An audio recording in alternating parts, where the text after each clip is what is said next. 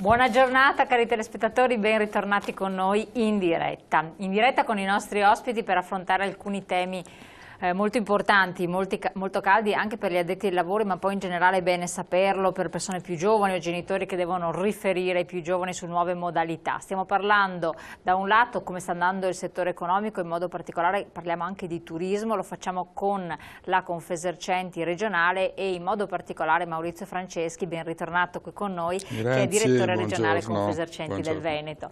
Parliamo anche di mercato del lavoro, parliamo di una riforma strategica importantissima, quella dell'apprendistato, che sta sconvolgendo un po' quelle che erano le conoscenze fino adesso note, il tutto in un'ottica, quella del ministro Fornero, di incentivare l'occupazione giovanile più che mai, di aprire i nostri mercati, di dare una spinta alla nostra economia, ma ci sono dei punti di domanda abbastanza importanti. Cercheremo di dare delle spiegazioni, di capire il nodo focale su che cosa è incentrato. Qua stiamo parlando in modo particolare di servizi e commercio.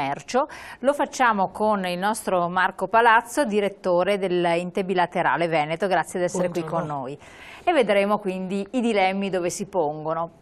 Ci sarà un po' da capire, ma grande attenzione perché le novità sono importanti. Prima di passare a questo però vediamo un po' di inquadrare la situazione. Come stiamo andando e vediamo anche diversi settori.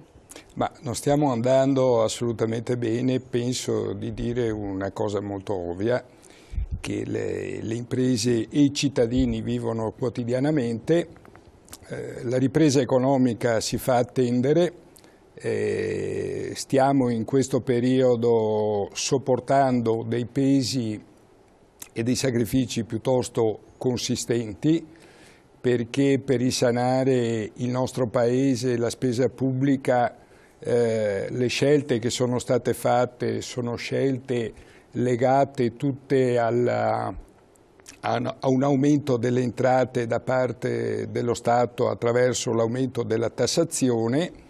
Dall'altra parte non vediamo ancora provvedimenti che possano dare una speranza alle imprese e ai cittadini, e quindi è su questo che dovremo concentrare la nostra attenzione a partire anche dal nostro territorio veneto. Purtroppo in questa situazione i consumi stanno segnando una fase ormai che potremmo definire di recessione, che perdura, è ben chiaro anche sottolinearlo. Che perdura ormai da parecchi anni, ma che si è particolarmente accentuata in questi ultimi mesi. Questo è il frutto della crisi economica più generale, che vede una riduzione sempre maggiore di capacità di spesa da parte dei cittadini consumatori. Ma vi è anche un altro aspetto che colpisce in particolare il commercio e la piccola impresa, e cioè le aperture domenicali hanno determinato uno spostamento di consumi dal piccolo commercio alla grande distribuzione. Non hanno portato a un aumento dei consumi, questa era la motivazione per la quale il governo Monti aveva in qualche modo spiegato il motivo delle liberalizzazioni 24 ore su 24, aperto a Natale e a Pasqua. In realtà la ripresa dei consumi non ci può essere perché non c'è una ripresa del Paese. Alcuni dati che poi possiamo anche richiamare legati al nostro Veneto per quanto riguarda l'occupazione e la cassa integrazione sono solo la conferma di questo quadro, e queste liberalizzazioni hanno fortemente e ulteriormente messo in difficoltà il sistema del piccolo commercio. Bravissimo. Perché questo spostamento di consumi avviene dal sistema del commercio delle città a favore della grande distribuzione. Ma forse l'intento invece era proprio questo, cioè l'intento del governo attuale è quello di portare tutto sul grande, quindi in qualche modo dare delle mazzate al piccolo o incentivare il piccolo a entrare in sistemi più grandi e non dare invece delle opportunità di più alla grande distribuzione, se parliamo nell'ambito del commercio, alle grandi aziende, alle holding, all'entrata dell'estero nel nostro paese, perché questa è l'ottica della manovra come è stata improntata fin dall'inizio, quindi secondo me rientra nel piano perfettamente, che dopo la vogliano girare per farla prendere a meglio ai piccoli, ma questa è l'ottica visuale. Pensando male, l'ottica è questa e credo che dobbiamo pensare male necessariamente, perché altrimenti non riusciremo a giustificare questa scelta, perché vede, i telespettatori devono sapere una cosa, che attraverso questa impostazione che noi diamo al sistema distributivo, in realtà impoveriamo il sistema delle città. E cioè, se noi concentriamo e favoriamo solamente la grande distribuzione, assisteremo nel tempo progressivamente, ma alcuni segnali molto preoccupanti sono già oggi presenti, a una riduzione, a una diminuzione della presenza dei negozi delle città, e noi sappiamo bene che il commercio è un elemento fondamentale, svolge un ruolo fondamentale all'interno delle città, e per garantire i servizi, ma per garantire anche quello che nella storia, nella tradizione, ma anche nel futuro, perché quello che dobbiamo ricordare è che i paesi più evoluti, le città più moderne, escludendo per un momento le grandi metropoli come New York, va bene, e pochi altri esempi, in realtà hanno una regolamentazione del sistema degli orari e un'impostazione, diciamo, della programmazione commerciale che salvaguarda il piccolo commercio, perché il piccolo commercio sta dentro le città e dentro i centri urbani, e non c'è esempio in Europa di orari come quelli in questo nostro paese, se non nei paesi quelli che una volta chiamavamo in via di sviluppo, e cioè quei paesi che sono arretrati, che scoprono gradualmente, diciamo, la ricchezza, e per cui inizia un consumismo senza regole, perché senza regole sono quei paesi. Questo è molto chiaro e dà un'ottica prospettica purtroppo non tra le migliori, assolutamente. Assolutamente. Settore turismo invece? Ma il settore turismo, anche qui, in questo quadro di difficoltà economica che sta vivendo il Paese, dove un po' tutti i settori sono in crisi, è in crisi il commercio, i servizi, è in crisi il manufatturiero, se non alcune eccellenze legate ad alcuni prodotti dove c'è innovazione e ricerca, e però le esportazioni si sono ridotte, il manufatturiero risente anche lui della crisi. Se c'è un settore che fino ad oggi in Italia e nel Veneto ha saputo resistere meglio degli altri alla crisi, è il turismo. Il turismo, tra l'altro, nella nostra regione Veneto rappresenta circa il 10% del prodotto interno lordo, per un fatturato di circa 12 miliardi. Quindi un dato molto importante e significativo. E allora, se c'è un settore che funziona, bisogna puntare su quello nei momenti di crisi, bisogna sostenerlo, è il nostro patrimonio. Perché quel settore, poi a detta di tutti gli economisti, anche se degli economisti dobbiamo avere una certa diffidenza, però da questo punto di vista condivido quello che dicono, perché è unanime: se c'è un settore che nei prossimi anni avrà una crescita certa, è il settore dell'economia del turismo. Nel Veneto che cosa succede? Tutti noi siamo consapevoli del patrimonio che abbiamo, di quanto importante sia il turismo, ma la Regione Veneto che cosa fa? La Regione Veneto taglia in modo drastico i finanziamenti al settore turismo. Quest'anno i tagli sono stati pari al 55%, che si aggiungono a un taglio del 20% avvenuto l'anno scorso. Cosa vuol dire? Che cosa comporta questo? Questo comporta che non si riescono a garantire due servizi essenziali per un'economia e per delle località turistiche. Il primo è quello dell'accoglienza e dell'informazione, quelle che sono conosciute e i cittadini riconoscono più come aziende di promozione turistiche, cioè quei luoghi che danno informazione cartine, e fanno accoglienza, le APT ai turisti. Dall'altra parte i consorzi di promozione turistica, e cioè quei soggetti che promuovono i territori nelle loro specificità all'estero. Bene, con questi tagli i consorzi non saranno in grado di promuovere un bel nulla e dall'altra parte le aziende di promozione turistica non saranno in grado di garantire nemmeno i servizi minimi per dare informazione e ospitalità. Teniamo conto che al di là di Venezia e Verona, città d'arte, certo, ormai è iniziata la stagione balneare e soprattutto quel tipo di turista e quelle località che vivono di più la competizione mondiale rispetto alle città d'arte che sono in grado tranquillamente.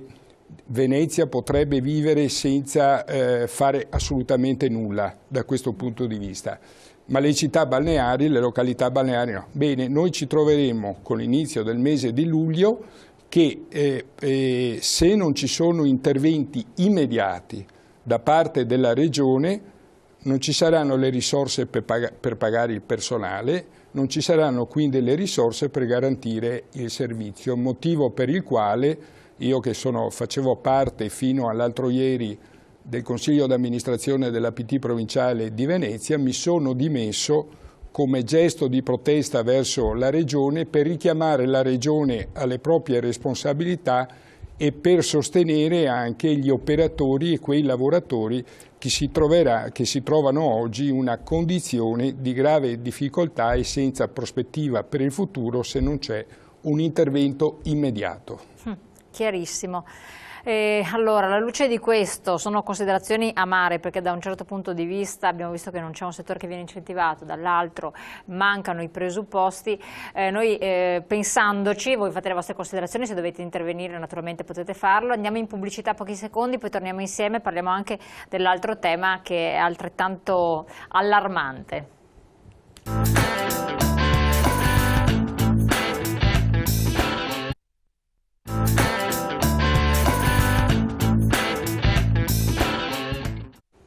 Allora, parliamo adesso del discorso dell'apprendistato. C'è questa importante modifica legislativa, va a portare una riforma sostanzialmente al sistema. Io incomincerei con lei Maurizio Franceschi, passiamo subito la parola al direttore perché lei è stato presidente fino a ieri dell'ente bilaterale Veneto. Per cui, esatto, l'altro ieri, recentissimo, quindi. E allora una parola introduttiva e poi passiamo all'aspetto più tecnico con il nostro direttore. Sì, no, io penso che così come oggi l'apprendistato sia un'opportunità interessante sia per chi si accinge ad entrare nel mondo del lavoro, sia per il sistema delle imprese. Non so che cosa uscirà dal voto di fiducia al Parlamento, al Senato e al Parlamento che in questi giorni sta approvando la riforma Fornero in materia del lavoro, perché sono molte le ipotesi, è un po' difficile oggi dare una valutazione su questo tema, e però quello che possiamo dire è che è riconosciuto un po' da tutti, da tutte le parti sociali, dal governo stesso e dal ministro Fornero, che lo strumento dell'apprendistato è uno di quelle finestre per entrare nel mondo del lavoro che si ritiene siano più importanti per dare la possibilità in particolar modo ai giovani che hanno una grande difficoltà di avvicinarsi e di entrare nel mondo del lavoro per iniziare questa esperienza. Quindi staremo a vedere che cosa esce dal voto di fiducia. allo stato attuale, per quello che conosciamo oggi e che sappiamo oggi, e poi il dottor Palazzo dirà, lo strumento dell'apprendistato è uno strumento ancora oggi molto utile sia per i giovani sia per quanto riguarda le imprese. Allora, è uno strumento molto utile, ma cosa devono aspettarsi i datori di lavoro da questa riforma? Stiamo parlando del settore commercio e servizi, e che cosa i giovani da questa modifica?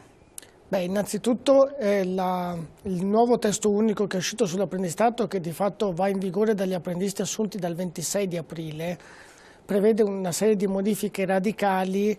Alcune, innanzitutto c'è anche una pulizia normativa, nel senso che sono state abrogate le tantissime leggi e decreti che c'erano precedenti, c'è un po' più di ordine, ma soprattutto si dà un po' più peso a quella che è la parte formativa dell'apprendistato. L'apprendistato è un contratto che è in parte lavoro e in parte formazione. Finora è stato molto lavoro e poca formazione, adesso si cerca di dare un po' più peso alla parte relativamente alla formazione. Da questo punto di vista diciamo che se si guarda il contratto di apprendistato come strumento, il peso che viene dato alla formazione è corretto, era giusto in qualche modo stringere, potenziarlo. Purché sia vera formazione. Purché sia vera formazione e sia utile alle aziende e agli apprendisti. Il problema è che finora era stato utilizzato, se si vuole, in maniera a volte impropria, nel senso che si utilizzava principalmente ed esclusivamente per gli sgravi fiscali, anche in virtù del fatto che non esistevano e non esistono neanche ancora oggi, e questo forse è il problema di fondo, strumenti alternativi all'assunzione che agevolino l'assunzione al di là del contratto di apprendistato, che però ha un ambito molto specifico, che è quello dei giovani, che comunque è un settore, l'occupazione giovanile, che va sicuramente tenuta sott'occhio e su cui bisogna effettivamente fare un lavoro, dato poi i dati della Comunità Europea sulla disoccupazione giovanile che c'è in Italia, che ci classifica tra le peggiori posizioni a livello europeo. Assolutamente, ma allora, migliora la parte formativa in capo alle aziende? In parte, allora, mentre precedentemente la formazione era erogata interamente dalle varie regioni con gli enti di formazione, tramite enti di formazione accreditati, secondo modelli che ogni regione decideva in maniera autonoma, perché la competenza della formazione oggi è delle regioni, con il testo unico invece si definisce che un pezzo della formazione viene decisa dalle regioni e un pezzo invece viene decisa dai contratti collettivi nazionali del lavoro, e quindi in capo alle aziende, che devono specializzarsi in questo però. Devono specializzarsi, però in realtà loro non devono imparare a diventare formatrici. Loro devono imparare a formalizzare di fatto la formazione che stanno già facendo, perché non è pensabile che un'azienda che assume un cameriere o che assume un commesso non gli debba spiegare almeno le cose basilari per svolgere quella figura professionale.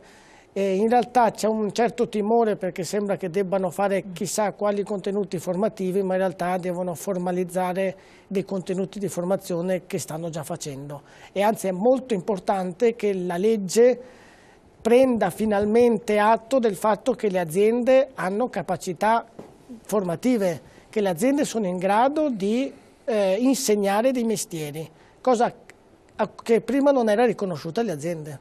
Ecco, comunque devono formalizzare questo aspetto, questo non è secondario, non tutte le aziende anche sono in grado di farlo, questo, vabbè, comunque a prescindere da questo che dovranno farlo, abbiamo quindi questa parte formativa che diventa più importante. C'è la parte invece che resta invariata del lavoro in senso tecnico. E che tipo di contratto vengono ad avere questi giovani? Beh, adesso l'apprendistato diventa un contratto a tempo indeterminato, mentre prima era un contratto a tempo determinato che durava mediamente 4 anni, almeno nei settori del commercio e del turismo. Nell'artigianato arrivava fino a 6 anni in alcuni casi.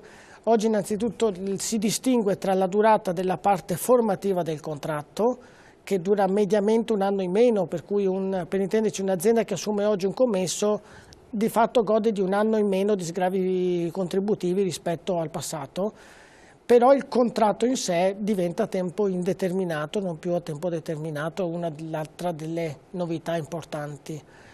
Però anche questa novità che preoccupa qualcuno Diciamo che è una novità fino a un certo punto, è una novità tecnica, giuridica, ma in realtà anche precedentemente l'80% degli apprendisti assunti, almeno in Veneto, venivano confermati a tempo indeterminato.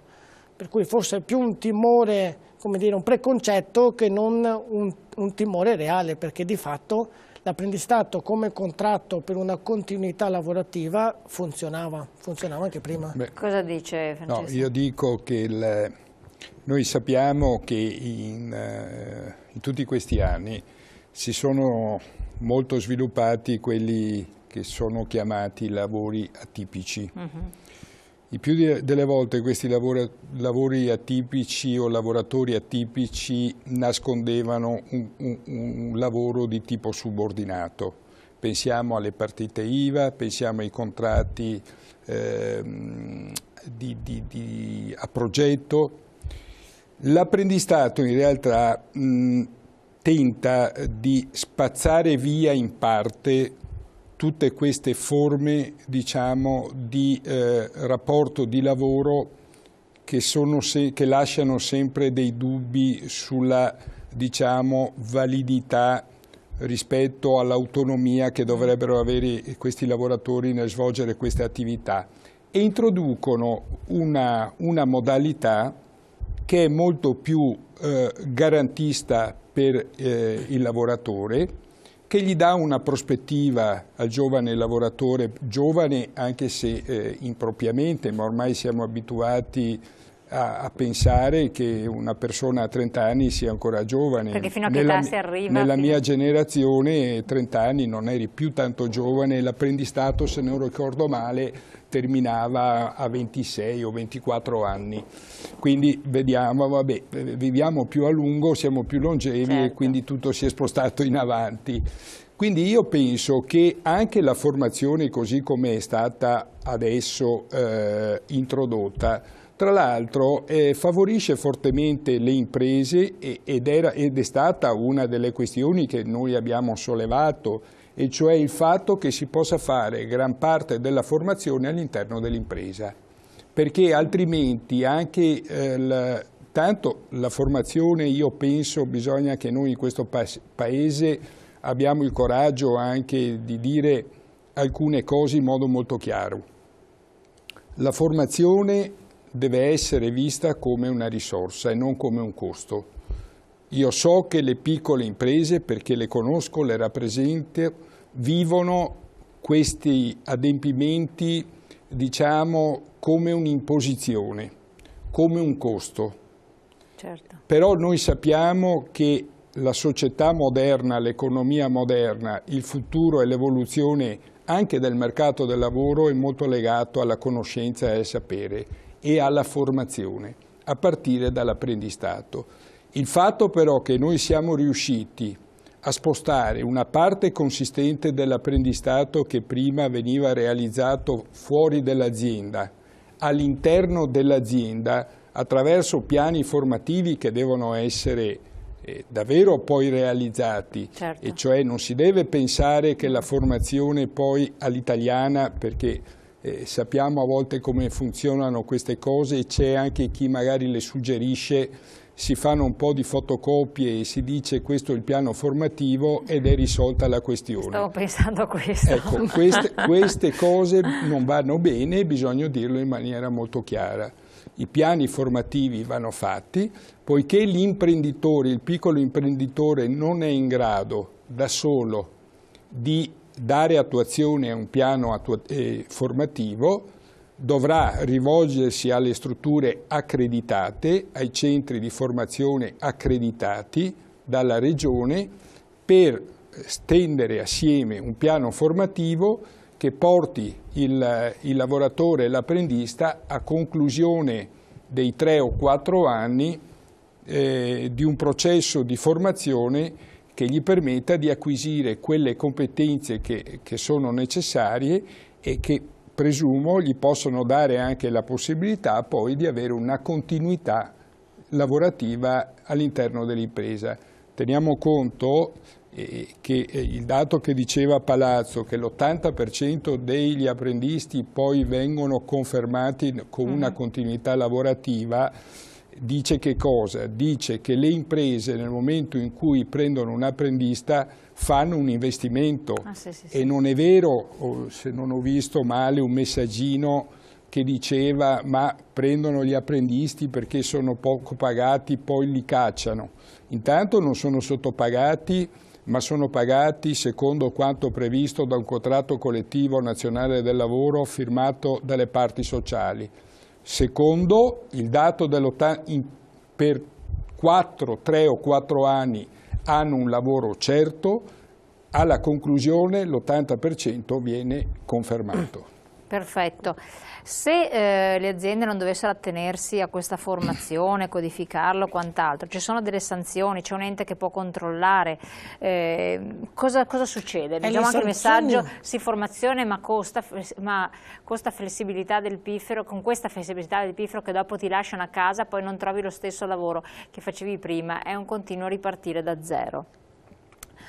Allora, vediamo la formazione innanzitutto costa. Cioè, il non fare formazione alle aziende rischia di costare moltissimo, perché noi abbiamo calcolato che mediamente in un commesso di quarto livello, per fare un esempio dei contratti di apprendistato più utilizzati, le aziende possono arrivare a risparmiare fino a 7, 8, anche 9.000 euro all'anno di contributi. Quindi c'è uno sgravio dal punto di vista molto importante, c'era anche prima, ma da quest'anno c'è lo sgravio totale. Chi è che controlla che la formazione sia vera? Quella che dice allora, la direzione provinciale del lavoro, che adesso si chiama direzione territoriale del lavoro, ma sostanzialmente il Ministero può fare delle ispezioni in azienda e se trova che l'azienda non fa formazione, non solo l'azienda deve restituire gli sgravi di cui ha goduto, ma li deve moltiplicare per 2.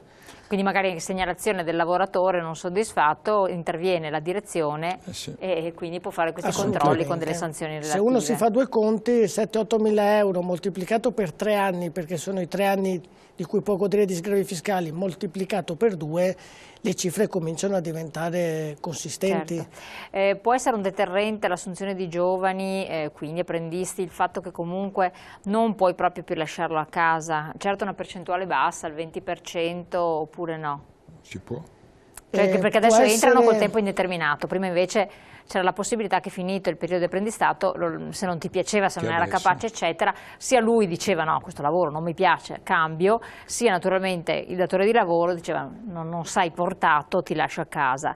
Può essere questo un fattore che magari... Secondo me potrebbe essere un fattore, un deterrente soprattutto nel primo periodo, quando si percepisce questa come una novità, io dico un'apparente novità, perché c'è qualche tecnico che continua a dire che non è cambiato assolutamente niente, che resta di fatto un contratto a tempo determinato, per cui come quasi preconcetto solo la parola indeterminato potrebbe suscitare in qualcuno qualche preoccupazione eccessiva.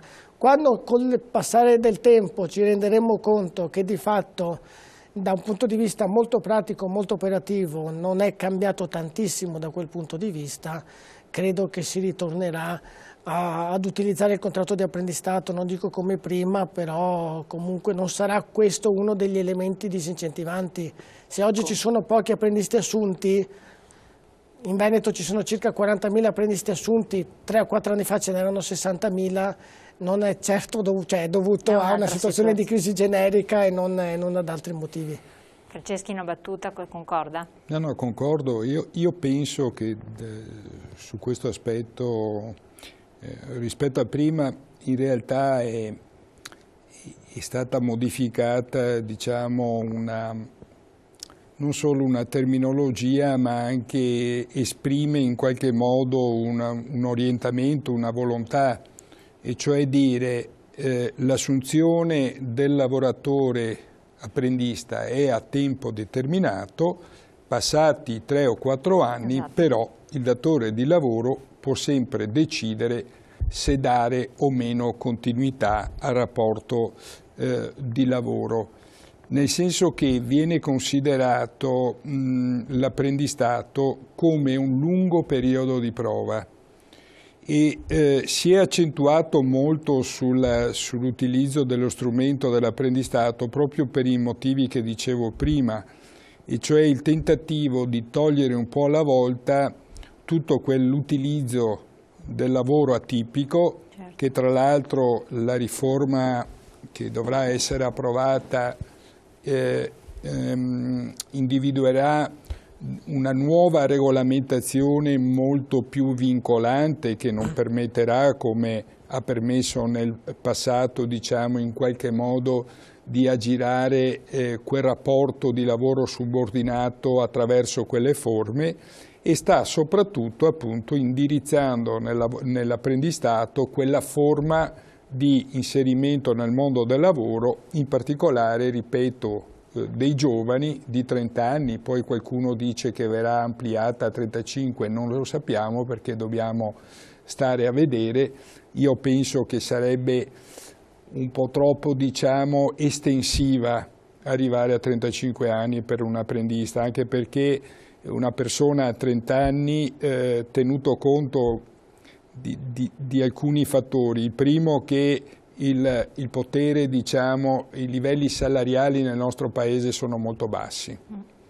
Questo purtroppo lo sappiamo. Il secondo è che se noi manteniamo, diciamo, un livello di retribuzione di apprendistato persone fino a 35 anni, la domanda è quando questi si faranno mai una famiglia. Infatti, fanno già fatica anche quando diventeranno qualificati, se non cambiano, diciamo, i salari nel nostro banali, Paese. Però anche da un punto di vista, però, diciamo, dell'idea che uno si fa, pensare che un apprendista è fino a 35 anni, io trovo, seppure da un punto di vista datoriale potremmo avere degli interessi, però credo non sia utile alla società. No, nel complesso, perché poi si ritorna sempre indietro, cioè chi vende pentole deve avere qualcuno che queste pentole le compri. Esatto. Se una persona non ha soldi di comprarsi le pentole, anche il venditore non potrà, che un venditore che assume quella persona e la paga poco, poi a un certo punto si ritrova il circolo che si chiude. Pubblicità, poi torniamo insieme.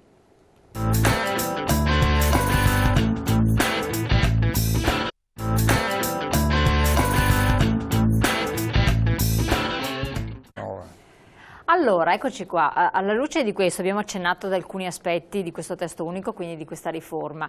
Comunque anche le diverse categorie stanno cercando di organizzarsi per fare informazione a coloro che operano nel settore, quindi stiamo parlando commercio e servizi.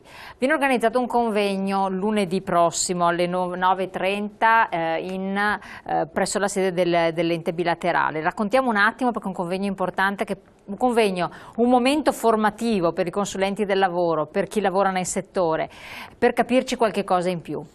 Allora, il convegno è proprio impostato sul testo unico dell'apprendistato, sarà appunto alle 9:30 presso la sala congressi della Camera di Commercio di Padova, zona Stanga, e in cui interverranno la Regione Veneto, nella persona del dottor Santoromano, che è commissario straordinario alla formazione e lavoro, e l'Elvira Massimiano, che è la responsabile del lavoro della Confesercenti Nazionale.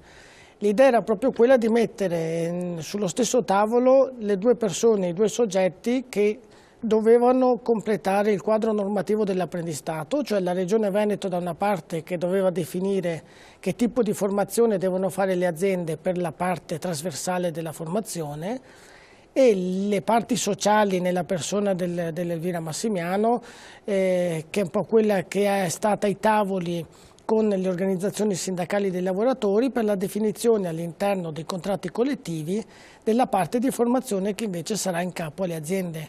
Quindi diciamo che i due soggetti che in qualche modo meglio di altri possono spiegare i testi della Regione. Da una parte la Regione è uscita con la direttiva solo ieri, credo, per cui sarà anche il momento in cui può presentare, esatto, la prima presentazione pubblica, mettiamo così, delle direttive regionali, ma anche gli accordi della contrattazione non sono, cioè quello sul turismo è stato siglato soltanto il 20 di aprile, per cui parliamo di tutti accordi relativamente recenti, e speriamo che ci sia anche un ampio dibattito per fare fuori alcuni dubbi, alcune interpretazioni.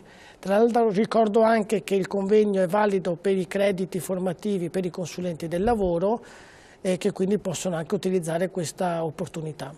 Perfetto, stiamo parlando a livello regionale, quindi un convegno di caratura regionale che viene organizzato con l'occasione nel centro conferenze alla Stanga della Camera di Commercio di Padova, piazza Zanellato 21 a Padova, però riguarda la regione del Veneto. Sì.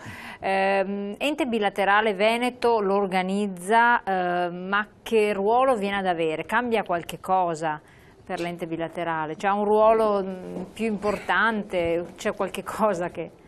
Intanto diciamo che lunedì tra i diversi soggetti che esprimeranno le loro valutazioni ci saranno anche le organizzazioni sindacali perché sono una parte sociale importante con la quale abbiamo sottoscritto appunto gli accordi a livello nazionale.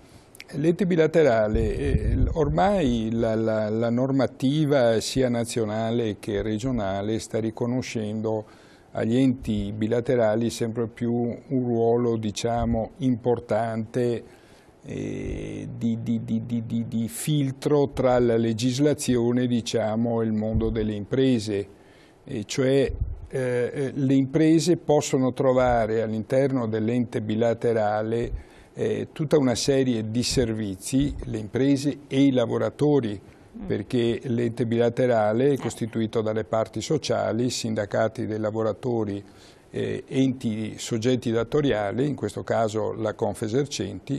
Tra l'altro devo dire che il nostro ente bilaterale è un ente bilaterale che ha saputo, diciamo, stare al passo con i tempi e forse è andato anche un po' più in là, nel senso che i servizi che noi eroghiamo sono servizi molto innovativi, utili ai lavoratori, alcuni dei quali, soprattutto per quanto riguarda il sostegno alla maternità o alcune spese mediche, ma altri che hanno un aspetto, diciamo, più legate alla qualità della vita, che sembrerebbe strano per un ente bilaterale, però idee queste del direttore Marco Palazzo, di introdurre, diciamo, un contributo per l'acquisto di libri, e cioè i lavoratori acquistano i libri anche nella vita delle persone. E questo per favorire un acculturamento complessivo. In questo paese si legge molto poco e quindi diamo anche noi un piccolo contributo, certo, perché